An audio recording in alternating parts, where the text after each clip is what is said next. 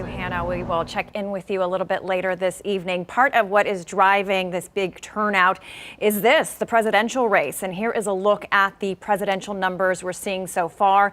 Now, I want to note these are just statewide numbers here in Texas only. As you can see here, Donald Trump leading the way with 54% of the vote to Kamala Harris's 45% of the vote so far. We also have the Green Party and Libertarian candidates with a minimal percentage there on your screen. Taking a look at some of the results from other states across the country. Let's take a look at some of those right now, beginning with Vermont. CBS News is projecting that Kamala Harris is the winner of that state. And CBS News is projecting that Donald Trump is the winner of West Virginia. They're also projecting that he has won in Indiana as well as Kentucky. Now, remember, 270 is the pathway to the White House. We actually just got new numbers in just now. Other states are already being called for Trump and Harris.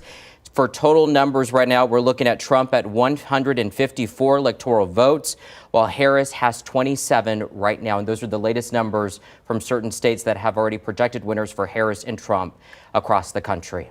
Now, Americans across the country are still voting as the race between Vice President Kamala Harris and former President Donald Trump comes to an end. So now we go to CBS News correspondents Brandley Blackburn and Natalie Brand covering the two campaigns. I'm Bradley Blackburn at the Palm Beach County Convention Center, where former President Trump supporters are arriving to watch the results and hoping for a win. Former President Donald Trump and First Lady Melania Trump cast their ballots in Palm Beach, Florida today. Trump told reporters he's confident in his 2024 campaign. I would say this was the best campaign we ran. Later in the day, Trump cast doubt on the integrity of the election, writing on social media a lot of talk about massive cheating in Philadelphia, but he didn't provide any evidence. If I lose an election, if it's a fair election, I'd be the first one to acknowledge it. A CBS News exit poll shows more than half of Trump voters don't believe elections are being conducted fairly, while their top issue is the economy. I think when you look at the end of the day, fiscally, you look at our country, the budget was better, the taxes were better.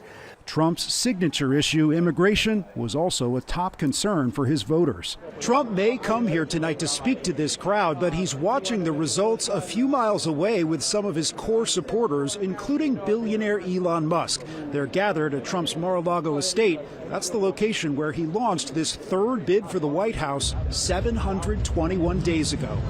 Bradley Blackburn, CBS News, West Palm Beach.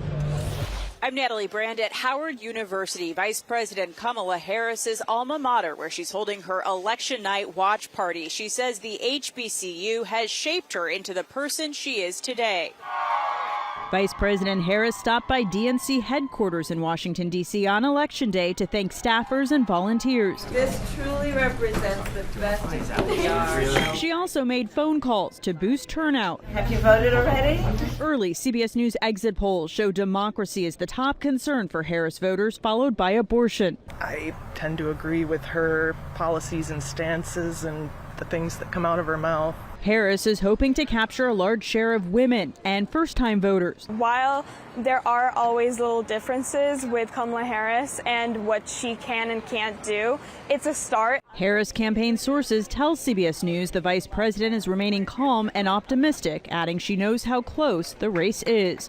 Vice President Harris spent the day doing radio interviews across battleground states trying to turn out last-minute voters. Early exit polling shows the majority of voters, around 8 in 10, decided their candidate before September, but a smaller number made their decision in the last week. The Harris campaign has expressed confidence in those late-breaking undecided voters.